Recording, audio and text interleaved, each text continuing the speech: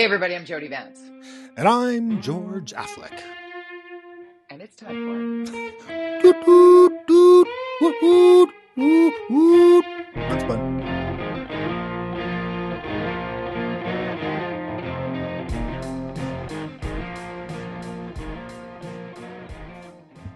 You're gonna need to park that train, George. You're gonna need to park it. Okay, so you feel, I'm just like, this is like so metaphor. I don't know, is it a metaphor? What is it? Is it an analogy? Is it typical of just an example of It's a what we've plague. gone?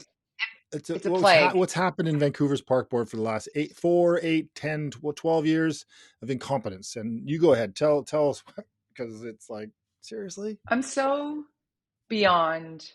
I've got resting bee face over this. I'm so mad. Okay, so as a small child, the magic of going on the Christmas train in Stanley Park, going on the miniature train at Stanley Park at any time of year was amazing. But in particular, even in the driving rain, we would go with my grandparents on the Christmas train in Stanley Park, and it was big fundraiser for Burn Fund. Special.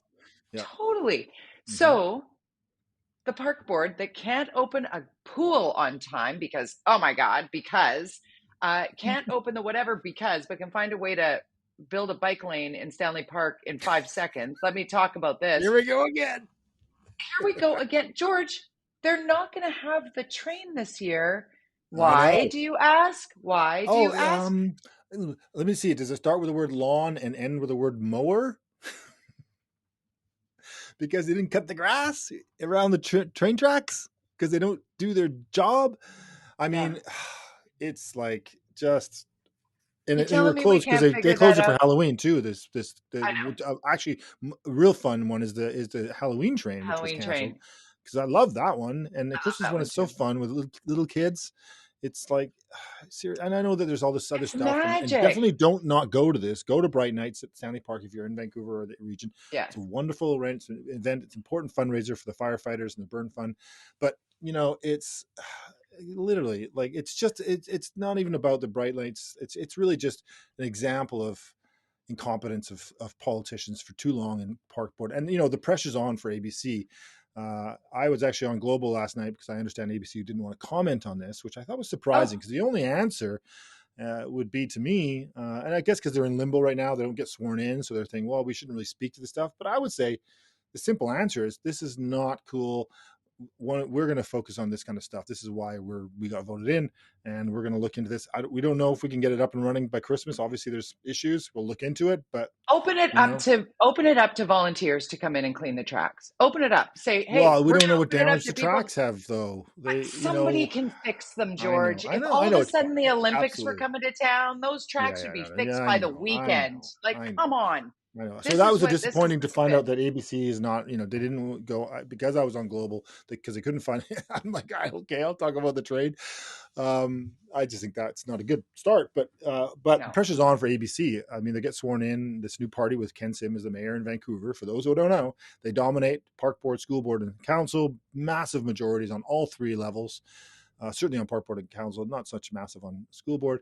And people are going to be watching. They're not going to get 100 days. They're going to get 30 days before people start criticizing them, because I think the promises were big.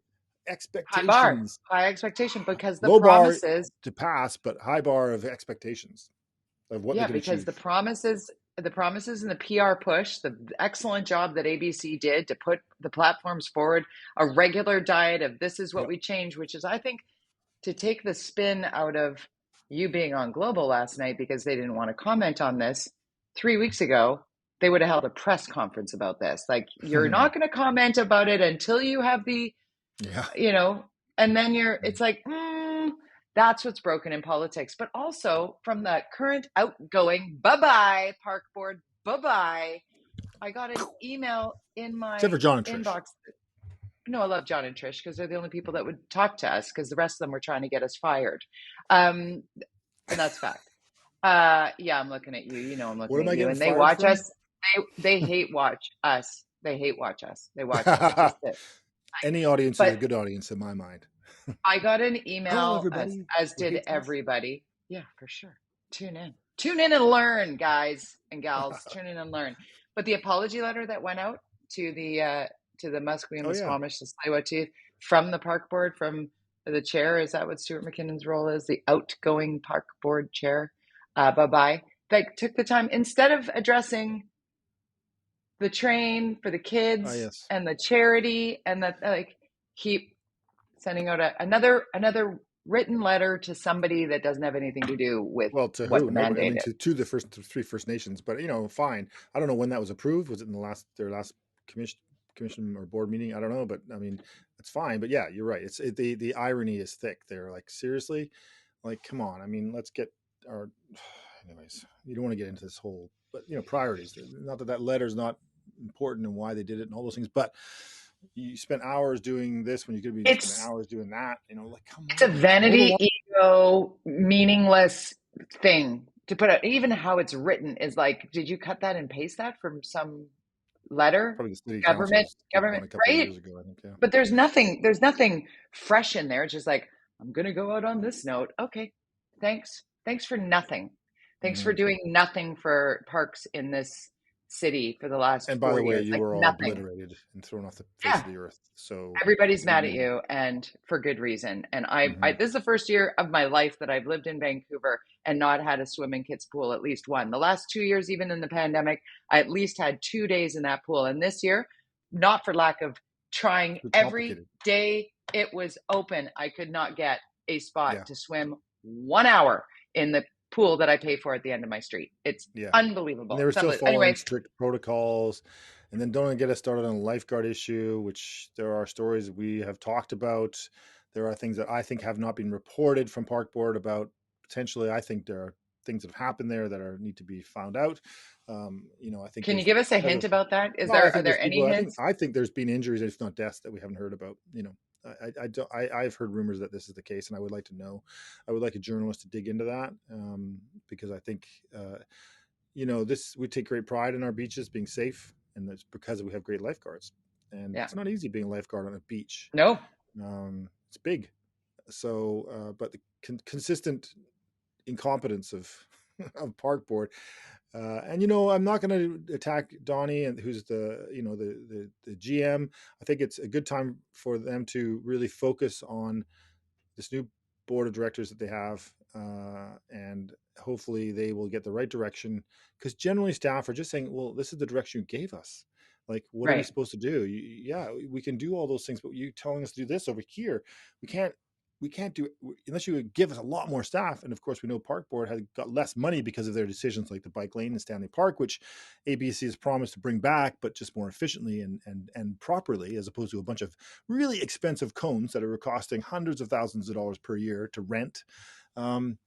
Let's build and to shut down businesses within. Yeah, let's build a proper bike lane that opens up the lost. I mean, it's just bad management. Access to people with disabilities. Access to people with disabilities, access to the businesses there, a way for emergency vehicles to get through. And, as much as I don't agree with the horse-drawn carriages in Stanley Park, they're grandfathered in, and, it's just one more business that's got an impact without any thought to the impact that the decisions were made. You have to weigh these things. Thank you for finishing my sentence on that, because the point being, whether I agree with it or not, because people are like, you hate bikes. I'm like, no, I don't actually. I just hate that bike lane. I do. We cycle. You got more bikes than I do. I do. You're welcome. You can borrow them anytime. But the fact is the matter, in the new incarnation of Park Board, my hope, my dream is that they will sit down as a board, discuss priorities, urgency in priorities, and get the top 10 list done before one pet project or pie in the sky wish of fixing global warming and truth and reconciliation. Because you know what we need you to do? Mow the lawn. Mow the damn lawn. Can we talk about my anger with the provincial? I sit back this week and just like Jody's anger. She's angry with everything. I'm so mad. I'm Mr. Lighthearted this week. Hello, everybody. That's right. Happy George. Mad Jody. Well, because This is the time of year that I just get so frustrated. Like, did you see the footage at UVic? And at my old high school, South Delta Senior Secondary, it was like a freaking war zone. People shooting, it was rolling crazy. We had it right on our street in Vancouver, on Richard Street, and there was stuff going off, and it's illegal in Vancouver to do fireworks. It was going crazy on Richard Street. I don't know who these people were. They're right on the street, right on the corner of Richards and Pacific. Just like, hell, what? Anyways, I'd like to know that thing was crazy. I mean, God, if my kid was in that, I would be like, whoa, what are you doing? Get out of there. So my kid was actually at a school on the west side. It was Carnarvon. A bunch of kids gathered over at Carnarvon School, whatever. And I had warned him already. We'd had the conversations about the dangers of that. And I'm pretty lucky. I got a fairly responsible kid. At least he pretends to be. But he came home and he said, my parents thought that about me too. For sure. But you live to tell the tale. So I'm just trying to make him survive. Barely. You know what I'm saying? But he came home and he's like, you know what, Let me tell you a few stories. He came home and he said, you know what, Mom, it was really weird because he was with all of his buddies. He's like, there was this big black pickup truck in a city where there's a ban on fireworks, big black pickup truck cruising around Carnarvon where people were already setting off fireworks, stopped and asked the group of teens, want to buy some fireworks? And they're like, no.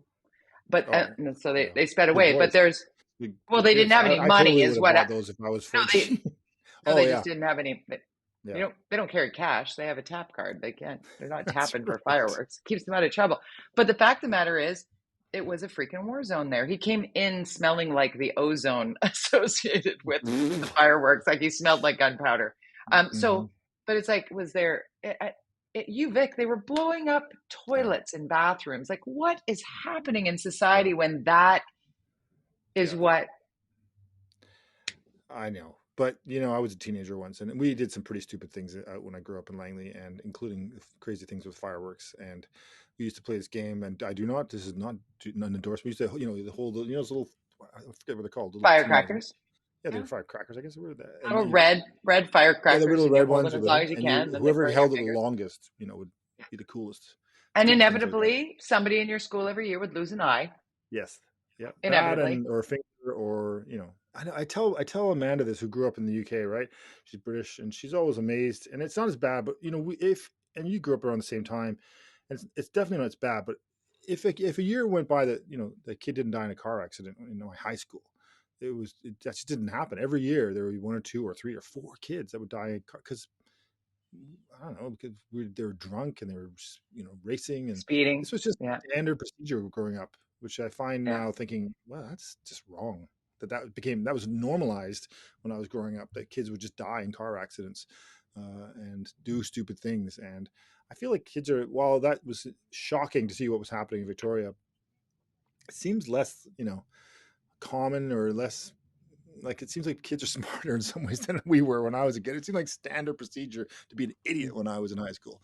I don't know. Maybe I'm wrong, because of course we saw what happened at the concert in Baby, not Babyface. Lil Baby. Lil. I mean, Lil Baby. Lil Baby. He was sick. On the babies. Couldn't go on stage because he wasn't feeling well.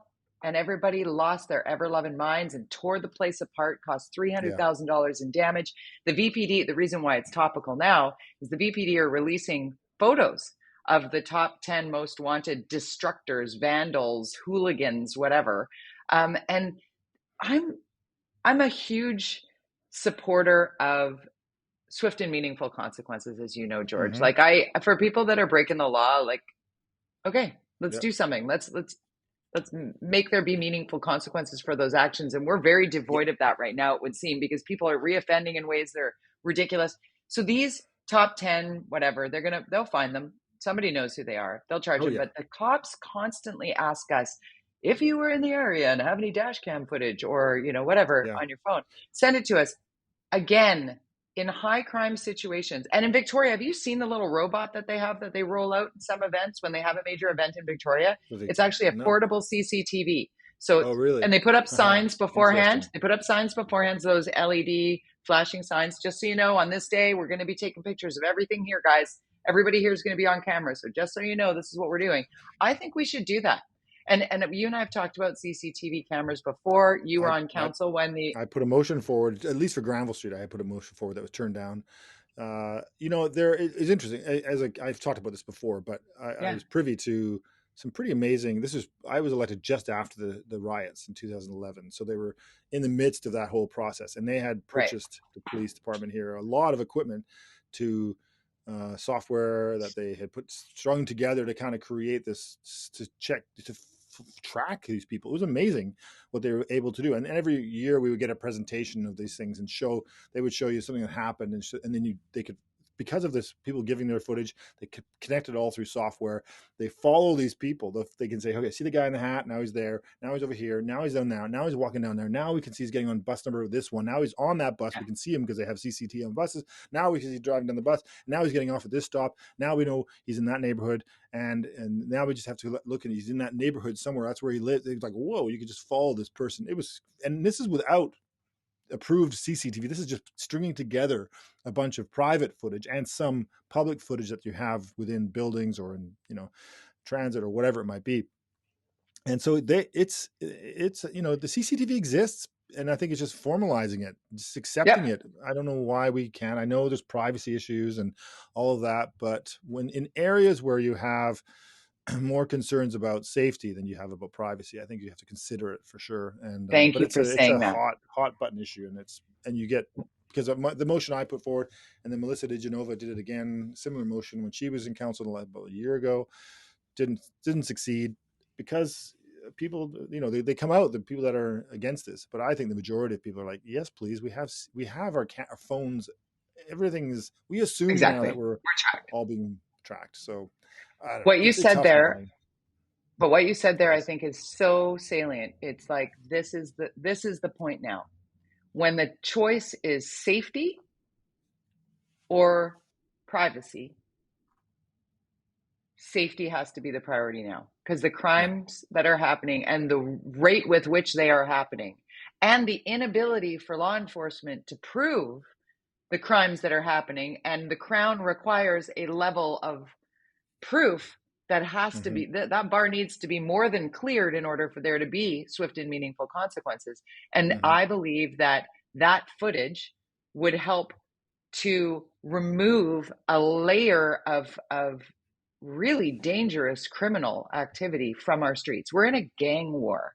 We've got 4 or 5 stranger attacks daily. And what you just talked about with the private footage, you remember that column that I wrote for the Orca a couple of years ago now? I think it was mid 2020, where a friend of mine's young prepubescent daughter was at Granville Island. It was right around that time where all of the attacks were happening on teens and young girls in the Fairview Slopes area. There was like, the warnings were going out from police, and they're like, be on alert. And there was another stranger back in the time when stranger attacks were a weird thing in Vancouver. Right. One of my friends' young daughters was at Granville Island with her older sister and their friends. So with teenagers who look like young adults, but this one prepubescent, young girl, got groped at Granville Island, went home and shamefully told her mother, thought she had done something wrong. And her mother told me totally randomly. And I was like, you know what? Call these detectives in this area, VPD, and tell them what happened. And they did right away. And those cops were able to go to Granville Island because they have CCTV within Granville Island, because it is a private entity. It's privately owned, right? So they had federal land, but privately owned and operated. So they have cameras in there. They were able to see the exact moment where she was groped and who did it.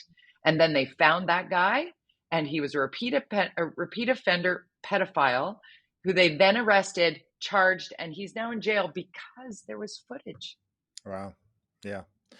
I know. I think people have given up reporting. They're like, why bother? But I think you still need to. The police always tell you, just call us, or they need the data so that they can go to the politicians and say, this is happening. People say, well, what's the point of reporting that break-in or that my car smashed window or, but if you don't, then they have no data to prove the case that there's a problem in either a 2-block radius, if it's a smashed window or groping or whatever it might be. Whatever it is. Muggings, even intimidation, things like that. These are important to report. If you feel like you're being followed, and then there's no reason why you don't have to call the 911, but certainly you should be reporting, hey, there's this guy, and then, especially if you see it again and again. I mean, this is... Yeah, if it's an immediate danger, you call 911. If it's not an immediate danger, but you need to report a crime of any kind, you call the non-emergency number and you create a file number. With the case, I've got it. It's taken me years, but I've got it there. The criminal harassment, online harassment case, this guy's now entered a guilty plea. It's taken a long time, but it was because I called the non-emergency number and I created a file.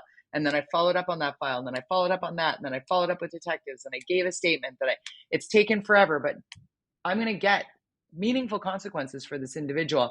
And this takes me to online harassment, online hate, the jump from online to real life.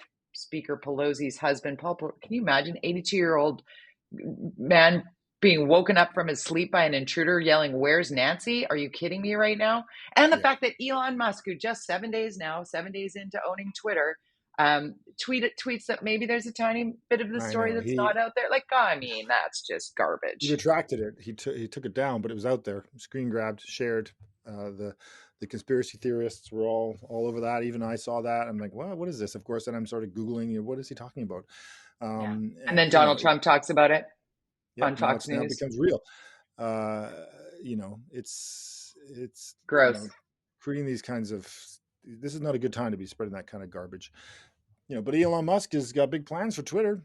You're gonna pay your $8 for your little blue check mark. You already have your blue check mark. I didn't ask for my blue check mark. I don't know why I don't have one, but I never asked. But I never asked for it, and I have one, and I don't care if they take it away, and I'm not paying for Twitter ever. Save this. I'll pay for it if I think it's valuable. I pay for other services. I'll take a look at it if there's something else there, because I have a marketing company, so I'm always curious about these things. I look at things slightly differently. As a politician, I'm not sure I would, but as a marketer, I'm like, okay, well, what else you got? What are you giving me for $8? Because if it's worth it, I need to be informed on what it is. But here's the thing. I think that people are like really going after Elon Musk for this purchase, and I think he's one of the most revolutionary thinkers that we've had in the last 50 years at least. I mean, if you look at what he's transformed, space technology, automobile technology, his boring company is not doing much now, but and now he's going to take on social media, and he says he's going to change the way it is. The first thing he'll do is he's going to take on TikTok, and he's going to say the algorithms, the data that TikTok is able to use and make people, help people connect with you, the right stuff. And Twitter doesn't do that currently. It's very much very just a chain of comments, and you don't really get fed the information that you think that it would like you to see. And I think he'll change that. But he also thinks, he's saying that he thinks he wants to have his cake and eat it too. And maybe it's possible. Maybe there's a way through technology and having freedom of speech work together through technology that you can solve this problem of misinformation getting out there. I don't know.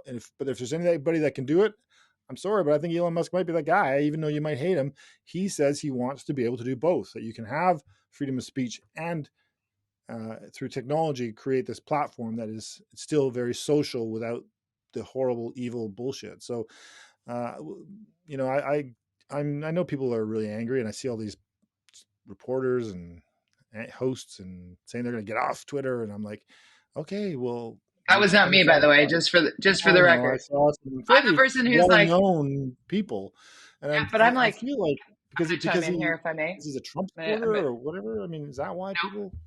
No, he's a provocateur. He says some pretty crazy stuff, and he cozies up in some ways to further his own agenda. And there's that. I mean, but the thing that I find so interesting is that Elon Musk is the primary shareholder of Twitter, but he's not.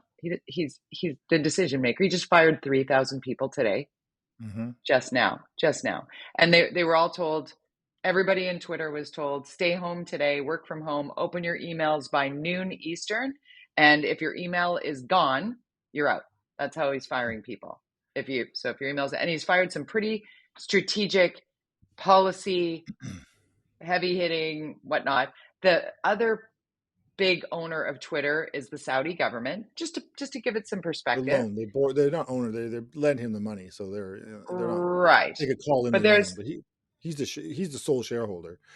Right. But I mean, one of the things he did last week was just, make sure that his minerals were coming in for his batteries from South America and from Brazil. And he's talking to Bolsonaro, and he's like, he's a provocateur. There's this, and people can vote on that with their minds for sure. But when it comes to the actual platform and everybody's like, it's a cesspool and oh my God, and it's this and that, I've noticed zero difference so far. And this is going to shock you, George. I'm going to be in the middle on it. Because if I don't see a remarkable difference, and people are like, oh my God, I've lost this many followers. I don't know how many followers I have, and I don't care. I don't care. And if a bunch of bots come at me and start trolling me like crazy, I'll just block. I don't care. People are yelling at me in a silo somewhere. I'm in people's bios, for God's sake. I don't care. I block. Yeah. I love the shit out of it. I love when people say, oh, I can't believe that person's saying that to you. And you're like, they are? I have no idea. Yeah, oh, you tell me that all the time. It's like, oh, those people are pissed at you. I'm like, who? I don't know. There's one woman, actually, it was Dr. Brenda Narang actually sent me a screen grab going, who's this person? Because it's in their bio. Their entire bio, George, is, I do not consent for Steele and Vance to use my tweets in their program anytime, da-da-da-da. And both Linda and I are blocked. And I'm like, who are you? Wow. Yeah, that's bizarre. I'm getting a little warning signs. I'm worried we're going to crash. Are we crashed again? So there we go. We had a bit of a glitch there. I'm not sure where you were talking about Twitter, and sorry everybody, we're having some technical issues these days with our program, our system, Zencastr. I'll send a strongly worded letter to Zencastr's head office. CC the park board and the former mayor of Vancouver.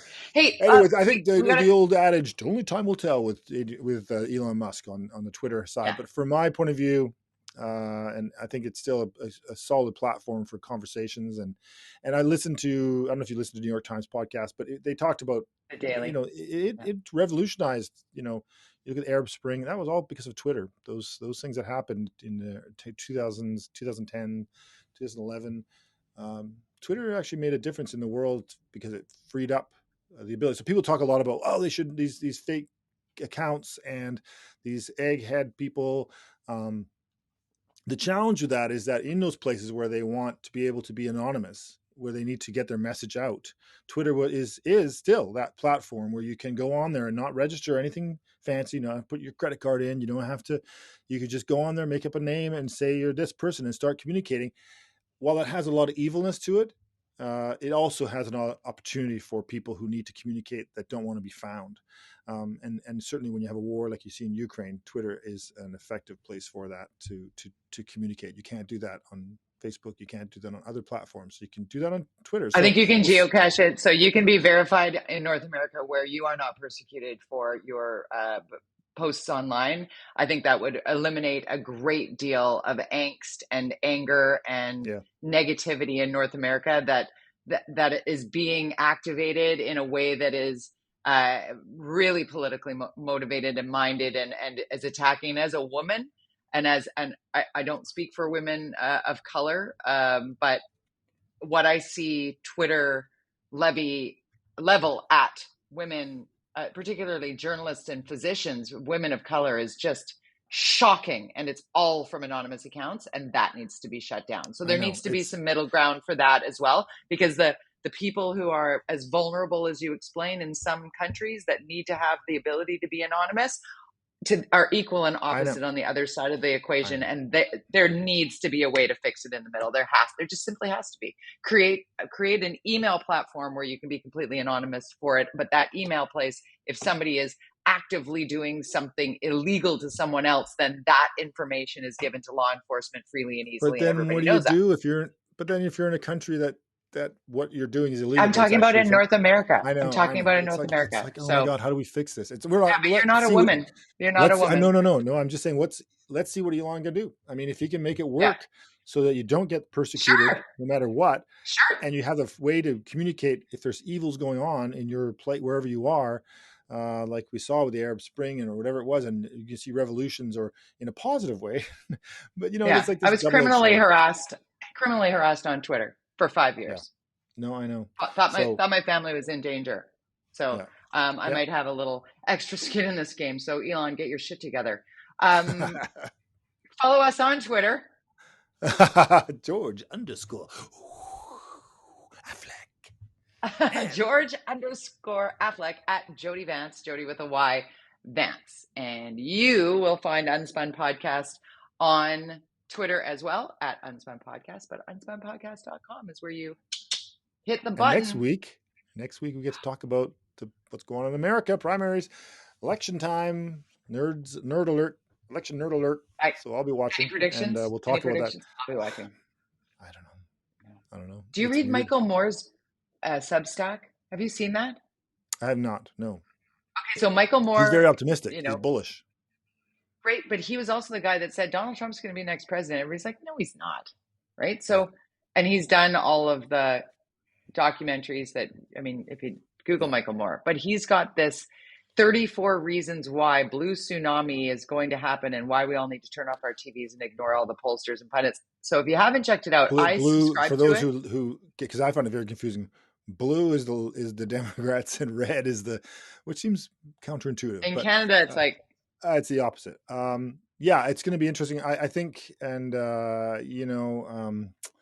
it's an important election, and I think it'll see. I mean, Michael Moore. I spent a day with Michael Moore. I did when I was at CBC. I spent a whole day driving around with him, doing a documentary on him and his book that he had launched at that point. And this would be 98, 97. I can't remember. It was really fascinating. He was very. He was really fun, and I sat in the back of the seat, and he was in the front seat, and we just talked the whole time. Sometimes he'd say, "Okay, turn your recording off," because I want to, he would check to see if I was still recording. He's a bit paranoid because he knows that's what he does. Because we have these other conversations, because we were talking about music and stuff, because that was what the documentary was about, his passion for music and how it influenced his life, and but also he's thinking he got a tape recorder there, recorder. Anyway, so it was an interesting day for sure. And the 90s. The 90s. Yeah. Anyways, all right. Well, we'll see you next week after that. We'll talk more. Bye. Bye.